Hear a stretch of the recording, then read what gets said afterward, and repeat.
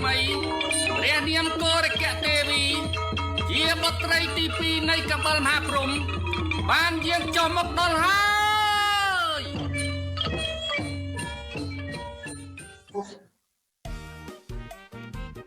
សូមគោរពជំរាបសួរទៅកាន់អតិថិជនជាទីរាប់អានខ្ញុំបានគូណាដំណើរឲ្យក្រុមហ៊ុនដឹកជញ្ជូនCNNមានការកតែដឹកជញ្ជូនទៅវិញប្រទេសវៀតណាមនិងប្រទេសកម្ពុជាសូមប្រសិទ្ធភាពជ័យនិងជួយពរទៅកាន់អតិថិជនក្នុងការឆ្នាំថ្មីនេះឆ្នាំអាស័យសករាជពុទ្ធសករាជ2561គឺសករាជ2025ជួបការសេចក្តីសុខសេចក្តីចម្រើនការទ្រព្យសម្បត្តិសំណាងល្អនិងរុងរឿងជានិរន្តរ៍ចូលឆ្នាំថ្មីខ្មែរប្រុសស្រីឆាប់រួនរាំង